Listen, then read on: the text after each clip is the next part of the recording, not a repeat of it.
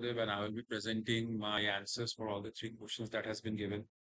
To begin with, my presentation is based on this paper for near crack-free additive manufacturing of novel tungsten, niobium, and carbon alloy. My presentation is primarily split up into three parts, and so well, this video would be to keep a track of the time. The first part being the optimization and the composition for the higher niobium content, and second part being the oxygen segregation and embrittlement, and the third part being the non-increment solidification modeling, and the last part being the conclusion and the summary. To begin with, the main objective of this paper, this answer would be to maintain the crack healing mechanism for the higher niobium content and to ensure that liquid phase availability at the later stages when to enable crack backfilling and to prevent any sort of hot tears during the terminal stage of solidification. I'll be considering several thermodynamic indicators in the pseudo-binary phase diagram and in the Shell-Gulliver simulations. Their influences and the parameters have been discussed as follows. The first part being the split fraction and the onset of the eutectic reaction, which is primarily the phase when the time when the liquid phase starts transforming into the BCC plus FCC carbide phase. And this primarily governs the crack healing liquid becomes available. This For effective crack healing, the liquid must be precisely present when the dendritic networks get formed during the higher FS value, primarily near to more than 0.65. If it starts at very early phase, then it becomes it's completely absent when it's absolutely necessary when the tensile stresses peak. And this makes it completely ineffective. The second point being the dendritic coherency point, the relationship lies in between the FS value for the eutectic phase and the FS value for the dendritic coherency point. This primarily comes into play when the dendrites form solid networks and tensile stresses starts to peak at their contact points. So if we have the Fs value or the solid fraction value for eutectic case larger than that of the dendritic coherency point, it ensures that even after the solid skeletons forms, the liquid is available. The liquid remains to permeate and relax the stresses, preventing initiation of any sort of hot tears. The the third and the fourth part includes the temperature range and the slope of the eutectic plateau. This parameter primarily governs the duration and the effectiveness of the crack healing process. A wide temperature range provides a larger window at the maximum time for the eutectic reaction to complete itself. This ensures that the maximum time is available for the liquid to backfill to ensure grain bridging and the backfilling, which for sealing cracks permanently at the most vulnerable terminal stage of solidification. It is primarily necessary that uh, a shallow slope is observed near Fs equals to 1. A steeper slope indicates a rapid solidification, while a shallow slope allows maximum time for the liquid to backfill and to relax the stresses. So these are the primary parameters I will be focusing on. The work summary has been provided as follows, which will be the primary concern during this entire optimization process for the higher niobium content of 15%. Thank you, and I will be moving on next to the second part. The objective includes quantifying oxygen segregation tendency and embrittlement effect at the critical interface using the first principle methods. My primary method includes density functional theory. My software is VASP. My pseudo potential is projector augmented wave. My functional is PB exchange correlational functional. My target interface includes the tungsten rich solid solutions and the niobium carbide interface boundary. To move on to my next part and my workflow, it includes preparation of the bulk unit cell, which I prefer using atomic simulation environment to create to, which I usually do in my work so far in material science. Using ASC, I can create the bulk unit cells. I prefer using Vesta to create the surface labs. We need to look for matching the surfaces. So being tungsten being the BCC and niobium carbide being the FCC, 100 is the preferred low energy surface of contact. We need to stack them up at a point. So this is the preferred direction. Next, moving on to optimizing the surfaces, but we also, after optimizing individual slabs, we also need to look into the optimized lattice constants to check for the misfit strain, which is nothing but the relative change in between these two optimized lattice constants. And the misfit strain should not be greater than 2 to 3%. It always has to be less than that. After this optimization and the misfit strain checking, we need to look for creating the final supercell, which we do by removing the vacuum layer in between and stacking these layers one after the other of tungsten and the niobium carbide. While stacking up, we need to have this intermediate distance being equal to the atomic radii, which we eventually optimize for the lowest energy atomic positions using VASP as well. After the optimization is done, we have the energy of the interface in hand. We need to also do for that with interface along with oxygen as well.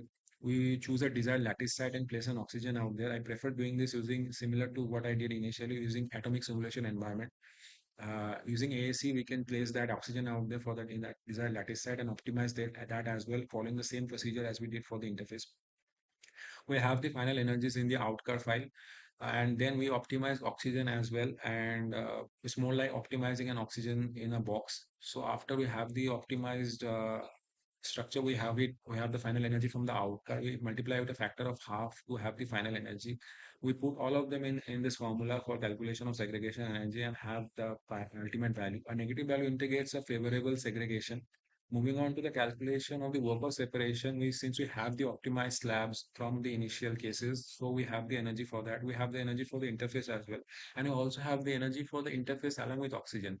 We also need to keep a check while making these structures using AC or while cutting them using the Vesta, that the areas remain the same for the sake of calculation.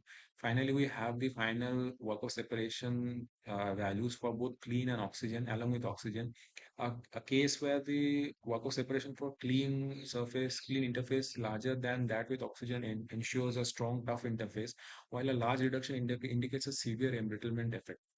Moving on to my validation and databases, I have used VAS with projector augmented wave potentials. Materials project becomes a great source for the postcards. We can have the validation from the X-ray photoelectron spectroscopy data and also from the literature of scanning electron microscope fractography as well. Thank you. Moving on to my next answer, the final one. Is that extreme cooling rates of 10 to the power 5 to 20 to the power 7 kelvins per second in laser power bed fusion push the alloy far from equilibrium. This poses certain challenges. The extreme cooling rates cause severe microsegregation, solute trapping, metastable phase formation, and retained supersaturation. The limitation or this to accurately model phase evolution under these conditions, the calculation of phase diagrams or the CalFAD must be coupled with the kinetic models. The hierarchical computational framework can be stated as follows: the DICTRA simulations or the diffusion control transformations. This is the most direct method coupling calculation of phase diagram thermodynamic database with a database of atomic mobilities. The inputs include the alloy composition, thermodynamic and mobility database, and imposed cooling rates. We get as of outputs as the fractions, phase fractions versus time, composition profiles, prediction of solute trapping, and the degree of supersaturation in the primary phase.